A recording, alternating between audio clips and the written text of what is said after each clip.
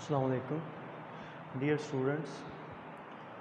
आज हम FSC second year physics topic जो है हमारा सेकंड टॉपिक है फील्ड्स ऑफ फोर्स, जिसमें हम बात करेंगे इलेक्ट्रिक फील्ड की और इलेक्ट्रिक फील्ड इंटेंसिटी की।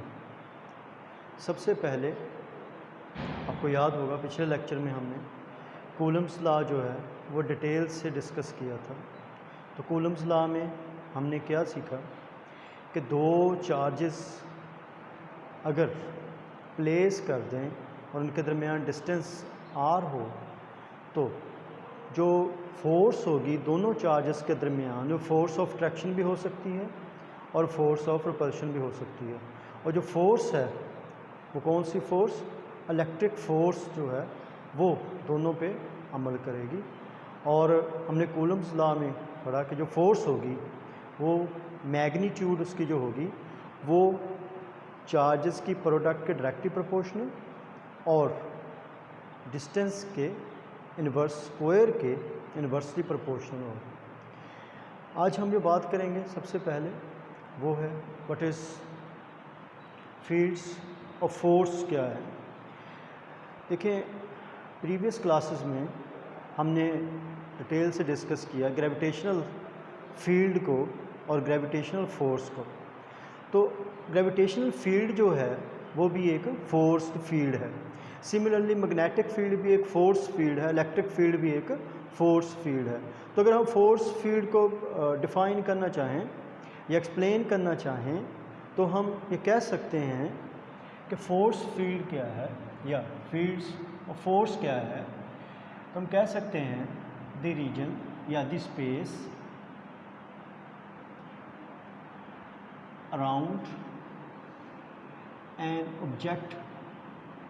हम ओवरऑल जनरल बात करेंगे, वो ऑब्जेक्ट भी हो सकता है, वो एक चार्ज भी हो सकता है, ठीक है। स्पेस अराउंड एन ऑब्जेक्ट और charge in which an other object experiences a force, experiences a force,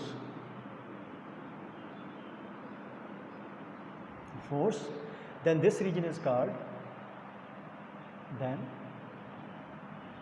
this region is called field of force. The space around an object, किसी भी ऑब्जेक्ट या चार्ज के अराउंड वो जगह, वो space, वो region जिसके अंदर कोई दूसरा ऑब्जेक्ट फोर्स एक्सपीरियंस करता है, तो हम उस रीजन को, उस स्पेस को क्या कहेंगे, हम उसको कहेंगे फील्ड्स ऑफ फोर्स। देन हमने बात की थी दो फील्ड्स की, gravitational field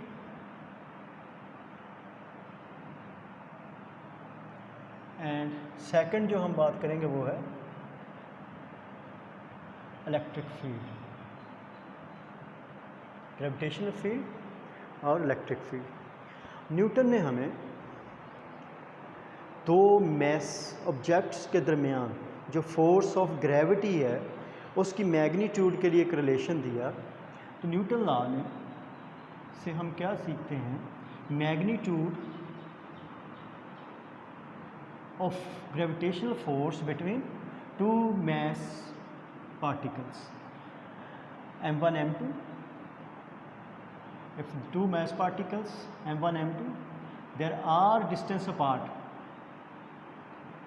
then force, magnitude of force between the two mass particle would be g m1 m2 over r square। हमेशा जो फोर्स ऑफ ग्रेविटी है वो हमेशा फोर्स ऑफ ट्रैक्शन होगी। दो मैस पार्टिकल्स और दो मैस ऑब्जेक्ट्स में फोर्स जो है ग्रेविटी जो है वो हमेशा फोर्स ऑफ अट्रैक्शन होती है, जो कि इनकी मैसेस के प्रोडक्ट डायरेक्टली प्रोपोर्शनल और डिस्टेंस के स्क्वायर के इन्वर्सली प्रोपोर्शनल होती है। सिमिलरली कूलम ने हमें दो चार्जेस के दरमियान, let's say these charges are Q1 Q2 and they are distance apart, उनका फासला कितना है, r है। तो कूलम ने हमें ग्रेविटेशनल फोर्स न्यूटन ने, और कूलम ने हमें इलेक्ट्रिक फोर्स की मैग्नीट्यूड जो दो चार्जेस के दरमियान है उसके लिए ये रिलेशन है। अब देखें, जो फोर्स ऑफ ग्रेविटी है वो सिर्फ फोर्स ऑफ ट्रैक्शन है, लेकिन फोर्स ऑफ इलेक्ट्रिक फोर्स जो है वो फोर्स ऑफ ट्रैक्शन भी हो सकती है, दो चार्जेस के दरमियान फोर्स ऑफ रिपल्शन भी हो सकती है। अब देखें, यहाँ पे दो क्वेश्चन अराइज होते हैं। Number one, first question is what is the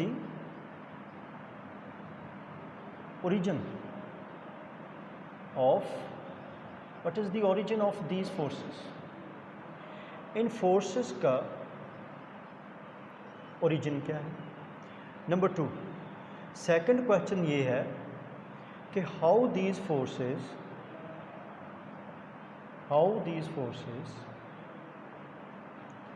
transmit,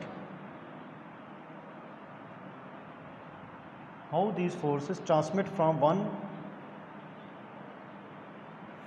one object to या one charge to another, एक चार्ज से या एक ऑब्जेक्ट से दूसरे चार्ज तक ये फोर्स ट्रांसमिट कैसे करती है।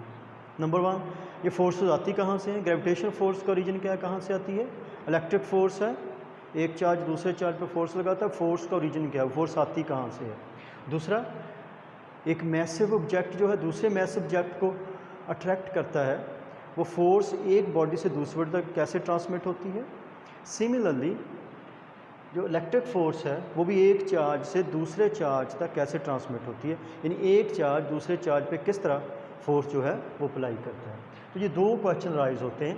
अगर हम पहले क्वेश्चन की बात करें तो इसका आंसर जो है, ओरिजिन जो है वो अभी तक अननोन है, इसीलिए हम इसको, जो फर्स्ट क्वेश्चन का आंसर है वो अननोन है, ओरिजिन का अभी तक पता नहीं है कि इनका ओरिजिन क्या है, इसीलिए इसको बेसिक फोर्सेस ऑफ नेचर में शामिल किया गया। बेसिक फोर्सेस ऑफ नेचर कि ये वो फोर्सेस हैं जिससे नेचर जो है ऑपरेट करती है, ये बेसिक फोर्सेस ऑफ नेचर है। ठीक है। दूसरा क्वेश्चन जो है कि इलेक्ट्रिक फोर्स जो है या ग्रेविटेशनल फोर्स जो है वो एक बॉडी से दूसरी बॉडी तक ट्रांसमिट कैसे होती है। इसके आंसर के लिए माइकल फैराडे ने हमें कंसेप्ट दिया, वो कंसेप्ट है इलेक्ट्रिक फील्ड कंसेप्ट। तो यहाँ हम अब बात करेंगे कि आंसर के लिए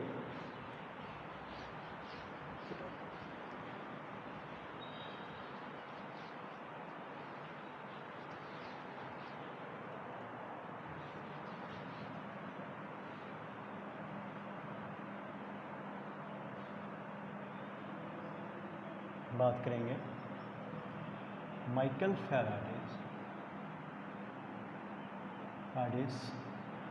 field concept.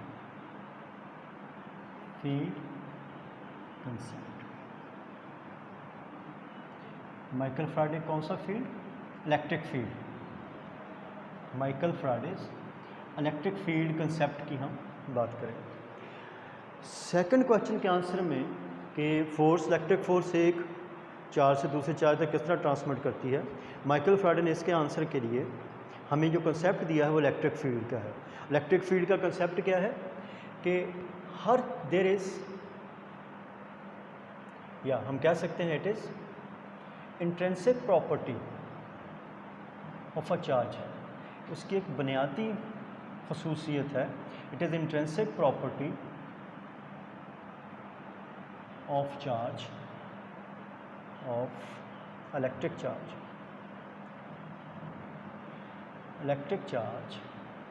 that there exists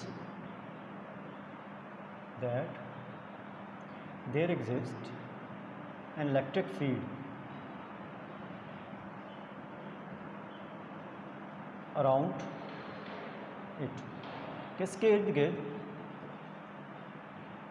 in space, किसके इर्द गिर्द जो स्पेस है उसमें इलेक्ट्रिक फील्ड जो है वो क्या करता है, एग्जिस्ट करता है।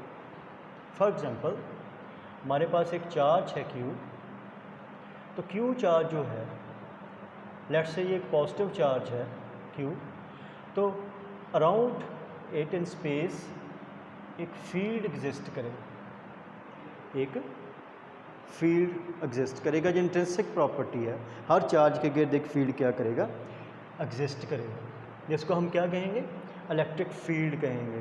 तो यहाँ अगर हम फिर इलेक्ट्रिक फील्ड को डिफाइन करें, इलेक्ट्रिक फील्ड को डिफाइन करें, तो इलेक्ट्रिक फील्ड क्या होगा, कहेंगे the space around a charge, the space around a charge, किसी भी चार्ज के इर्द गिर्द वो स्पेस, वो रीजन जिसके अंदर in which it exerts force on another charge,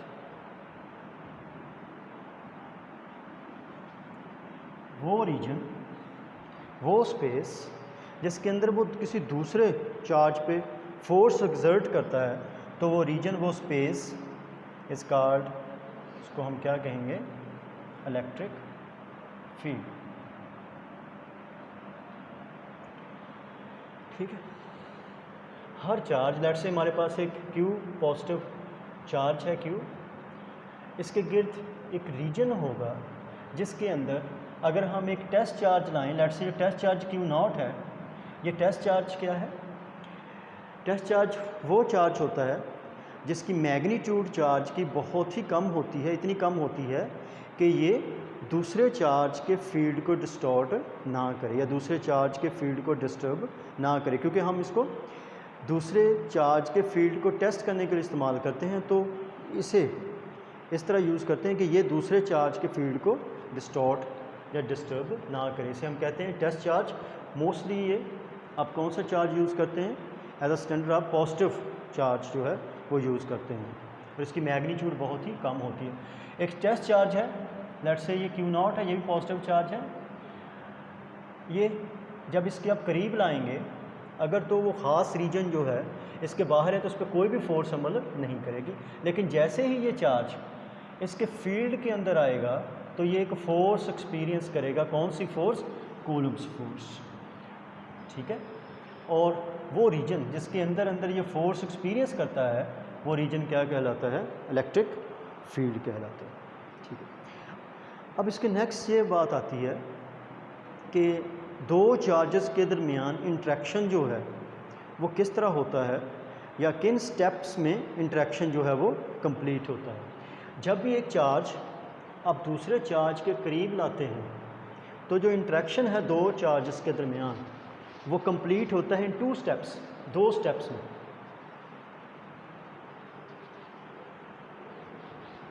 दो स्टेप्स में इंटरेक्शन जो है वो कंप्लीट होता है।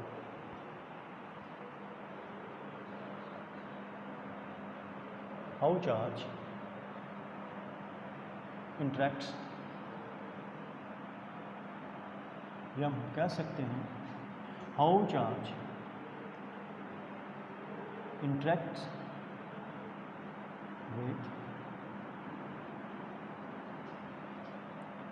विद द अदर, कि वो दूसरे चार्ज के साथ इंटरेक्ट कैसे करेंगे। अब देखें, इसके लिए दो स्टेप्स हैं। Number 1, electric field is produced around a charge, electric field is produced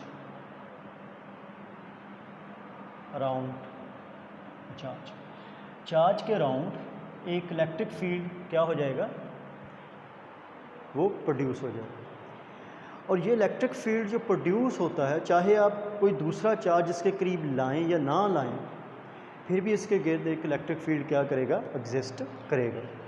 ठीक है, तो सबसे पहला स्टेप क्या होता है कि जब भी आप एक टेस्ट चार्ज इसके करीब लाते हो तो इसके गिर्द एक, इस चार्ज के गिर्द एक फील्ड क्या करता है, फील्ड प्रोड्यूस हो जाता है।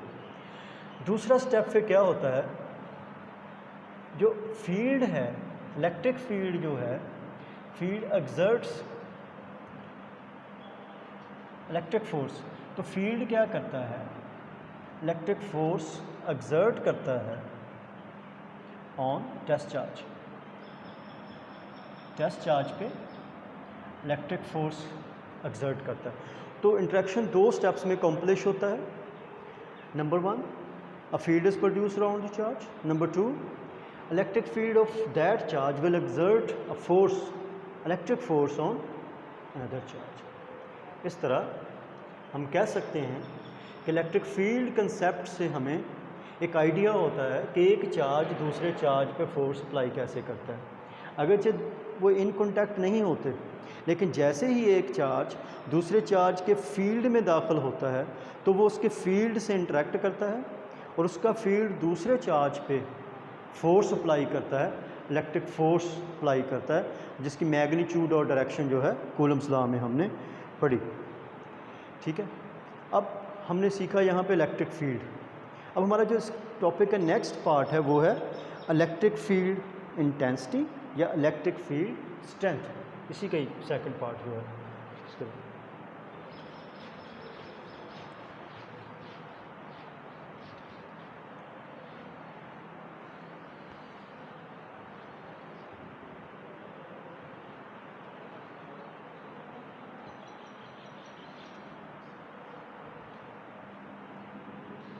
इलेक्ट्रिक फील्ड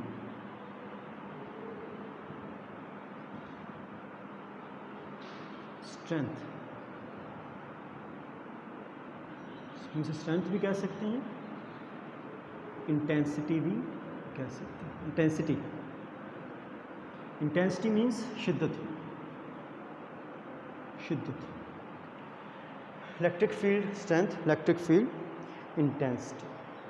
सबसे पहले हम इसको देखते हैं कि इलेक्ट्रिक फील्ड स्ट्रेंथ को हम एक्सप्लेन कैसे कर सकते हैं, इसका मतलब क्या है। देखिए, हमारे पास अगर ये फील्ड है, अगर मैं इस फील्ड को किसी भी चार्ज के डॉट से रिप्रेजेंट करूं, तो जो डॉट्स हैं, जो पॉइंट्स हैं, जितने करीब होंगे उतने ज़्यादा कॉन्सेंट्रिक होंगे, फासला उतना कम होगा। लेकिन जैसे जैसे हम चार्ज से दूर जाते जाएंगे उतने ही इनकी कॉन्सेंट्रेशन कम होती जाएगी। इनकी जो कॉन्सेंट्रेशन है वो फील्ड की स्ट्रेंथ को क्या करती है, रिप्रेजेंट करती है। हमने ये पढ़ा कि जो कूलम्स फोर्स है वो, उसकी जो मैग्नीट्यूड है वो दोनों चार्जेस की मैग्नीट्यूड के डायरेक्टली प्रोपोर्शनल, प्रोडक्ट के डायरेक्टली प्रोपोर्शनल और डिस्टेंस के स्क्वायर के इनवर्सली प्रोपोर्शनल। देखिए, फोर्स जो है वो डिस्टेंस के इन्वर्सली, स्क्वायर के इन्वर्सली प्रोपोर्शनल है। तो जितना चार्ज के करीब होंगे, जो फोर्स, इलेक्ट्रिक फोर्स, उसकी मैग्नीट्यूड उतनी ज़्यादा होगी, और जितना आप दूर जाते जाएंगे फोर्स की मैग्नीट्यूड उतनी कम होती जाएगी। या दूसरे लफ्ज़ों में हम कह सकते हैं कि फील्ड की जो स्ट्रेंथ है वो close to the charge strength ज़्यादा होगी, ज़्यादा फोर्स अप्लाई करेगी, या उतनी ही फील्ड की इंटेंसिटी करीब ज़्यादा होगी। जितना आप दूर जाते जाएंगे उतनी ही फील्ड की स्ट्रेंथ या इंटेंसिटी क्या होती जाएगी, कम होती जाएगी, क्योंकि वो फोर्स कम अप्लाई करेगा। बस अगर यहाँ पे एक पॉइंट लें, यहाँ पे जो फोर्स, अगर हम चार्ज यहाँ रखें, पॉजिटिव टेस्ट चार्ज यहाँ रखें, तो यहाँ पे जो फोर्स की मैग्नीट्यूड कम होगी एज़ कम्पेयर टू अगर हम चार्ज को यहाँ लें। जितना करीब लाते जाएंगे यहाँ पे मैग्नीट्यूड फोर्स की क्या होगी, ज़्यादा। इसका मतलब यहाँ पे फील्ड ज़्यादा इंटेंस है, इस पॉइंट पे फील्ड कम इंटेंस है। अगर इस पॉइंट पे कहीं लें, यहाँ पे फील्ड और कम इंटेंस होगा, स्ट्रेंथ और कम होगी। ठीक है, तो इंटेंसिटी जो है या इलेक्ट्रिक फील्ड इंटेंसिटी, हम क्या कह सकते हैं कि फील्ड में किसी भी पॉइंट पे कोई भी चार्ज, टेस्ट चार्ज, जितनी फोर्स एक्सपीरियंस करता है वो फोर्स इसकी इलेक्ट्रिक फील्ड स्ट्रेंथ को रिप्रेजेंट करती है, जो उसकी इलेक्ट्रिक इंटेंसिटी को रिप्रेजेंट करती है। तो अगर हम डिफ़ाइन करें इलेक्ट्रिक इंटेंसिटी को या इलेक्ट्रिक फील्ड स्ट्रेंथ को डिफ़ाइन करें, तो हम इसकी डेफिनेशन जो है इस तरह करेंगे कि इलेक्ट्रिक फील्ड स्ट्रेंथ या इलेक्ट्रिक फील्ड इंटेंसिटी जो है, at any point is the force experienced by unit charge at that point. तो अगर मैं इसको लिख देता हूँ कि electric force intensity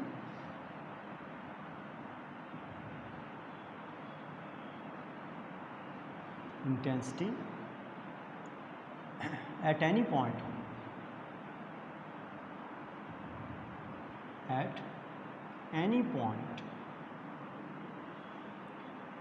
is the force, वो फोर्स है experienced by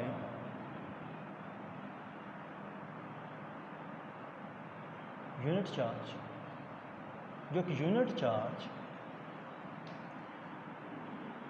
एक्सपीरियंस करता है या experienced by unit charge Q not. अगर हम यूनिट चार्ज क्यू नॉट लें, उस पॉइंट पे जितनी फोर्स एक्सपीरियंस करेगा तो वो क्या कहलाएगी, इज़, वो क्या है, is the force experienced by unit charge Q not at that point.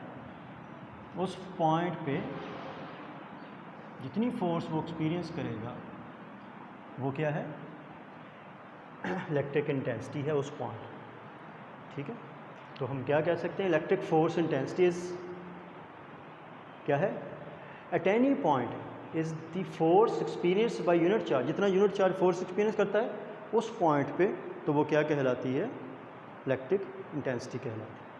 फ़र्ज़ कर लें हमारे पास जो फील्ड है, ये फील्ड क्यू चार्ज की वजह से है, और एक चार्ज जो है वो क्यू नॉट आप लेते हैं, लेट से ये यूनिट पॉजिटिव चार्ज है क्यू नॉट, और ये यहाँ से आर डिस्टेंस पे प्लेस है, और फील्ड किसका है, क्यू का।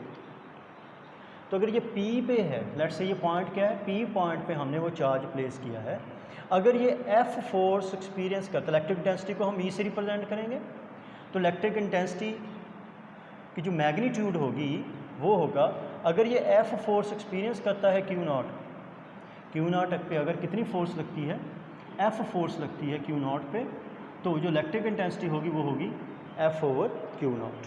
यानी electric intensity is the force per unit charge, force per unit charge. इसके यूनिट्स क्या होंगे, सिंपल यूनिट्स इसमें न्यूटन पर कूलम, न्यूटन फोर्स के लिए न्यूटन और चार्ज के लिए पर कूलम, इसके यूनिट्स होंगे न्यूटन पर कूलम। और ये एक वेक्टर क्वांटिटी है, नेचर क्या है, वेक्टर क्वांटिटी, वेक्टर क्वांटिटी है। इस डायरेक्शन इज, इसकी डायरेक्शन क्या होगी, इस direction is that of electric field, जो इलेक्ट्रिक फील्ड की डायरेक्शन होगी वही इलेक्ट्रिक इंटेंसिटी की direction, that of electric field. ठीक है, वेक्टर क्वांटिटी है और इसकी डायरेक्शन क्या है, वही है जो इलेक्ट्रिक फील्ड की डायरेक्शन है। ठीक है, अब हम थोड़ा सा आगे बढ़ेंगे, हम एक पॉइंट चार्ज पे इलेक्ट्रिक इंटेंसिटी, एक पॉइंट चार्ज की वजह से जो इलेक्ट्रिक इंटेंसिटी होगी इसके, या पॉइंट चार्ज के फील्ड में जो इलेक्ट्रिक इंटेंसिटी होगी उसकी हम बात करेंगे।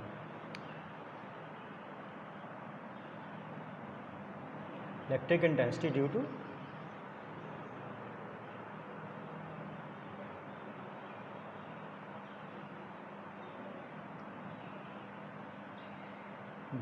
Point charge. लेट्स से हमारे पास एक पॉइंट चार्ज है Q, हमारे पास एक पॉइंट चार्ज है Q, लेट्स से ये पॉजिटिव चार्ज, तो इसके गिर्द according to Faraday's field concept इसके गिर्द एक इलेक्ट्रिक फील्ड प्रोड्यूस होगा।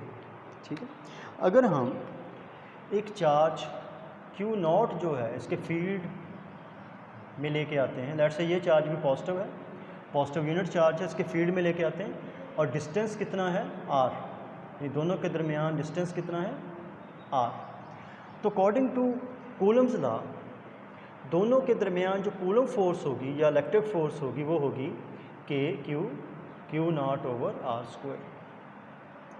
ठीक है, एक पॉइंट चार्ज Q है, पॉजिटिव पॉइंट चार्ज, इसके फील्ड में हम एक पॉजिटिव टेस्ट चार्ज लेके आते हैं Q not, distance r apart रखते हैं, तो जो इलेक्ट्रिक फोर्स होगी अकॉर्डिंग टू कूलम्स लॉ होगी k Q not over r square. लेकिन अभी हमने सीखा कि इलेक्ट्रिक इंटेंसिटी जो है वो है F ओवर Q नॉट, यानी Q नॉट पे अगर F फोर्स Q अप्लाई कर रहा है तो इलेक्ट्रिक इंटेंसिटी इस पॉइंट पे, किस पॉइंट पे, जिस पॉइंट पे लेट्स से ये पॉइंट P है, यहाँ पे हमने Q नॉट को प्लेस किया है, इस पॉइंट पे जो इलेक्ट्रिक इंटेंसिटी होगी वो होगी F ओवर Q नॉट।